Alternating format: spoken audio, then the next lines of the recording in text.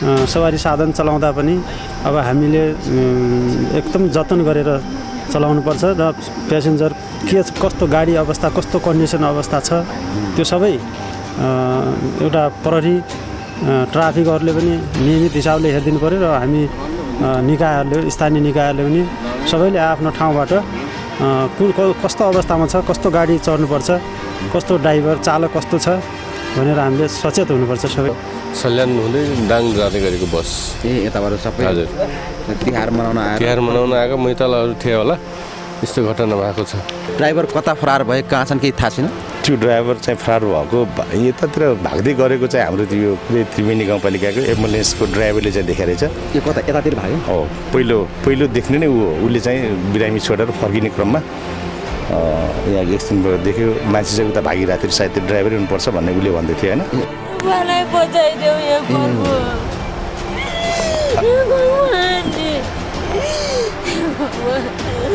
मलाई बचाइदेऊ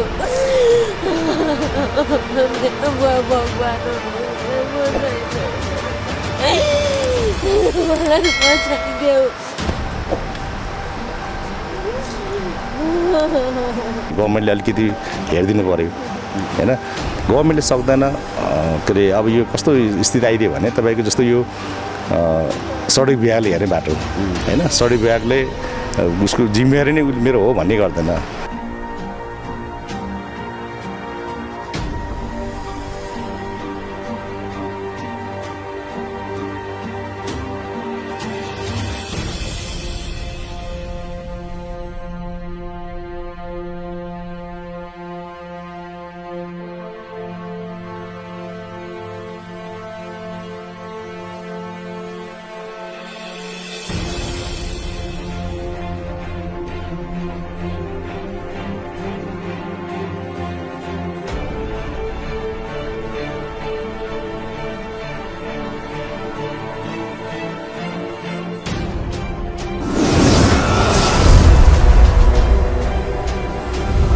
पनि यति बेला हामी सल्यानको खारखोलामा छौँ जुन हिजो बस दुर्घटना भयो 12 जनाको ज्यान गइसक्यो। अन्य चाहिँ घाइते अवस्थामा हुनुहुन्छ। अब कति चाहिँ काठमाडौँमा हुनुहुन्छ कति चाहिँ नेपालगञ्जमा हुनुहुन्छ कति कता कता उपचार भइराखेको अवस्था छ।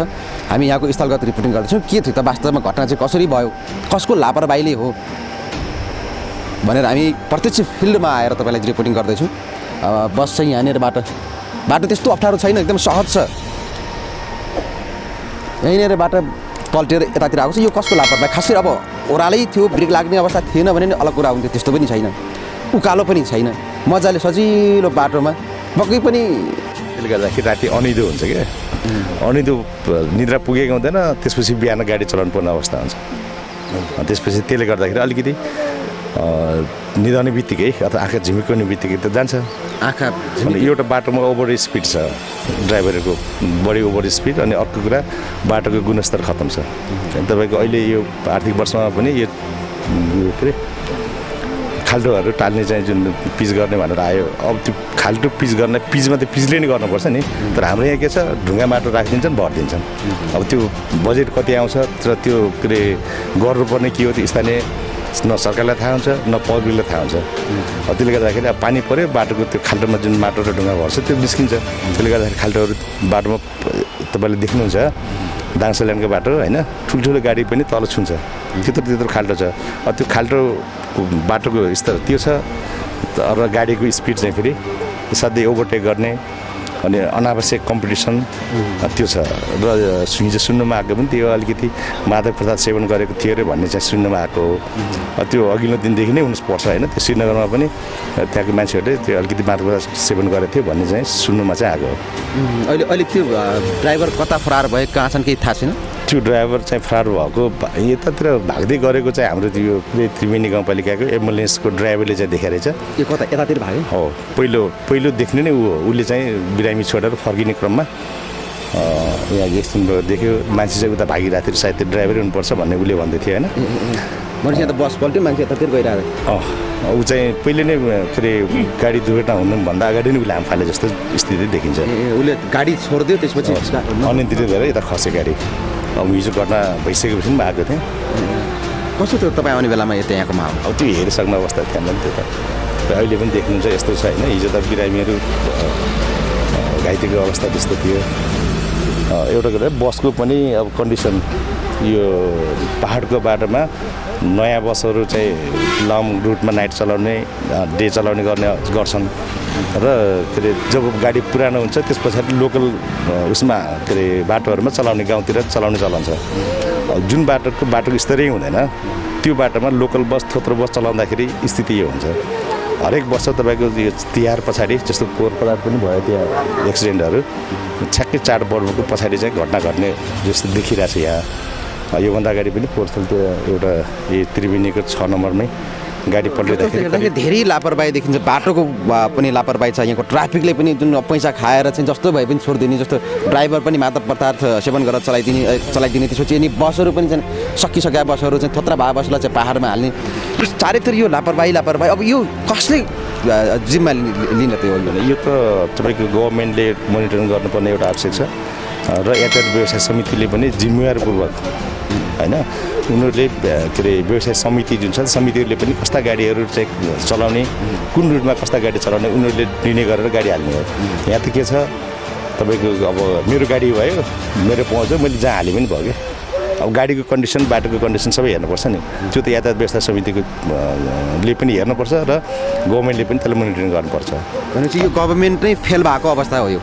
यो देखिन्छ, यो सबै हेर्दाखेरि सिस्टम हेर्दा गभर्मेन्ट पटक होइन पटक यो बाटोमा दुर्घटना सल्यानको बाटोमा तपाईँले के अरे प्रत्येक वर्ष सुन्नुभएको छ होइन। घटना हुन्छ 12-15 जना 20-25 जाने के अरे 40-50 जनासम्म मान्छे मरेको स्थिति छ भने एकपटकमा भयो कुनै कारणले भयो भन्ने होइन। अब एकपटक भइसकेपछि त्यसलाई चाहिँ कसरी सुधार गर्न सकिन्छ त्यो कुरा गभर्मेन्टले पनि हेर्नु पऱ्यो, यातायात व्यवसायीहरू हुनुहुन्छ उहाँहरूले पनि हेर्नु पऱ्यो होइन। त्यो नगर्दासम्म यो जब तक चले भनेर चलाउँदा यस्तै अब अनावश्यक पब्लिकले दुःख पाउने, पब्लिकको ज्यान जाने स्थिति छ। भनेपछि सरकारको ध्यानै छैन। 2-4 दिन एक्सिडेन्ट पर्दाखेरि बोल्छन्, अब न यसमा के कारणले चाहिँ घटना घट्यो, के कारणले यो न छानबिन आएको भन्छ न केही भन्छ, केही पनि छैन। योभन्दा अगाडि पनि पटक तपाईँको पोर्सल पनि भयो होइन, त्यो राम्ररी नेता भएछ। यहाँ यो 6 नम्बरमा पनि भयो, योभन्दा अलिकति 1 किलोमिटर अगाडि पनि भएको थियो, त्यहाँ पनि ठुलो दुर्घटना भयो होइन। प्रत्येक वर्ष यसरी ठुल्ठुलो घटनाहरू हुँदा पनि सरकार मौन छ।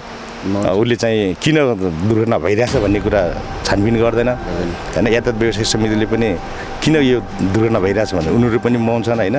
सबै कसैको पनि जिम्मेवारीपूर्वक आफ्नो दायित्व पुरा नगरेको कारणले गर्दा यस्ता घटनाहरू घट्ने गर्छ। हजुर शुभ नाम चाहिँ? मेरो रमेश श्रेष्ठ। अरू केही भन्न चाहनुहुन्छ? होइन अब यो के भन्यो भने अब यो बाटो चाहिँ गभर्मेन्टले अलिकति हेरिदिनु पऱ्यो होइन। गभर्मेन्टले सक्दैन के अरे अब यो कस्तो स्थिति आइदियो भने तपाईँको जस्तो यो सडक विभागले हेर्ने बाटो होइन, सडक विभागले उसको जिम्मेवारी नै मेरो हो भन्ने गर्दैन र स्थानीय निकायले पनि सडक विभागले गर्ने काम हो, सरकारको काम हो भने स्थानीय निकाय पनि गर्दैन। तर मलाई जहाँसम्म लाग्छ स्थानीय निकायलाई आफ्नो एरियाभित्र यो बाटोको गुणस्तर वृद्धि गर्नलाई, बाटोलाई चाहिँ सुधार गर्नको लागि स्थानीय निकायलाई पनि अलिकति त्यसमा समावेश गऱ्यो भने आफ्नो क्षेत्रमा अलिकति बाटोको राम्रो सुधार हुन्थ्यो कि। अनि स्थानीय निकायले पनि चासो देखाउनु पऱ्यो, यो मेरो जिम्मेवारी होइन भनेर स्थानीय निकाय पन्छे नि, अर्कोले वास्तु मतलबै छैन। त्यो कारणले पनि बाटोको स्तर खतम छ, त्यसले गर्दाखेरि बाटोको स्तर अलिकति बढाउनै पर्ने अवस्था छ। त्यो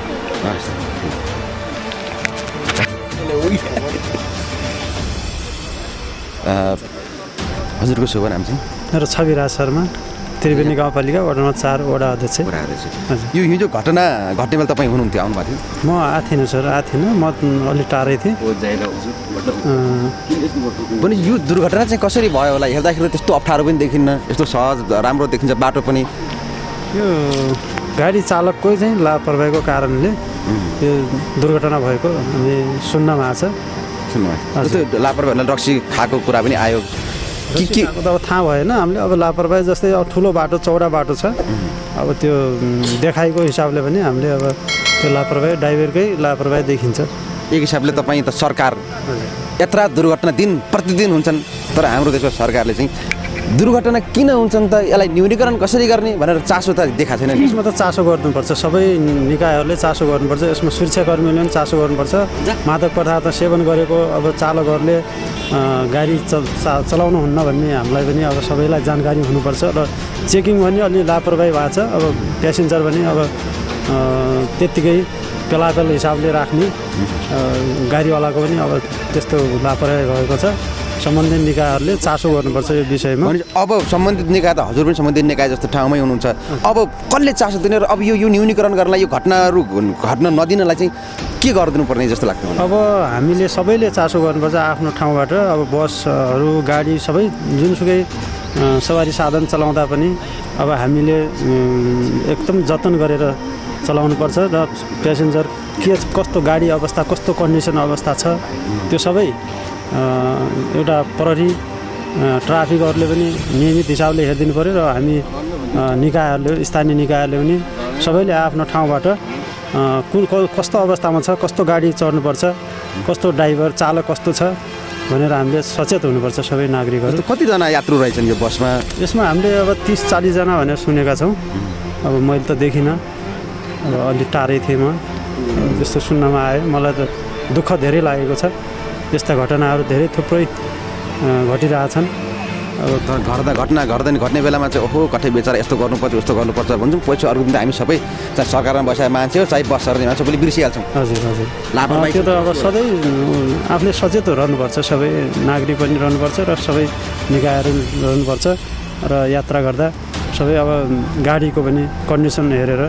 जस्तो अहिले अब घाइतेहरू कतिजना जति छन्, कतिजना बिते भन्दा 12 जनाको ज्यान गयो। 12 जनाको ज्यान गएको सुन्नमा आएको छ र अरू घाइते हुनुहुन्छ थुप्रै। अब 12 जना भनेपछि अहिले कता कता उपचार भइरहेको छ के छ? नेपालगञ्जमा, कोही अब खलङ्गा श्रीनगरमा, कोही कोलपुरमा हुनुहुन्छ, कोही हेलिकप्टरै आयो भन्ने कुरो छ, आएर लगेको छ। अब कति काठमाडौँतिर, मतलब यही ठाउँमा आयो हेलिकप्टर अलि माथि न यहाँ आएन, श्रीनगर खलङ्गामा आयो, यता खलङ्गाबाट लग्यो। भनेपछि अहिले घाइतेहरूको अवस्था के छ कस्तो छ भन्ने कुरा त्यति जानकारी छैन सर? त्यस्तो जानकारी छैन अहिले। केही भन्नु छ? अरू सबैभन्दा अब सबै सचेत भएर अब गाडी चलाउनुपर्छ र सबैले आफ्नो ठाउँबाट निकायहरूले ध्यान आकर्षण गरेर यस्ता घटना अब नदोहोरिउन् भन्ने मैले सोचेको छु र सबैलाई जानकारी गराउन चाहन्छु। ओके, भने सबैजना सचेत चाहिँ हुनु जरुरी छ। अब थ्याङ्क यू।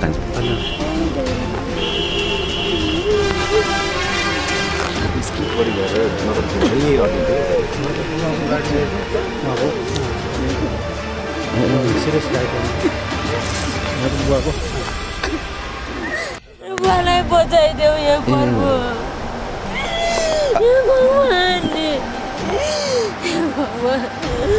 मलाई बचाइदेऊ,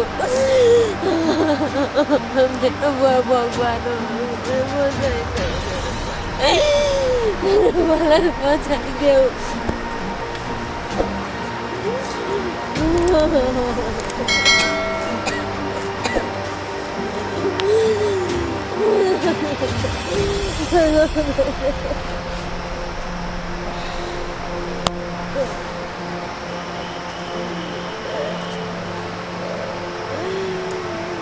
ए नानी नरुझन् आफूलाई होइन बहिनी, यो त झन् तपाईँले चाहिँ आफूलाई यस्तो होपलेस बनाउन थाल्नुभयो भने अर्को आपत आइलाग्छ। तपाईँ त स्ट्रङ हुनुपर्छ, जे हुनु भइगयो।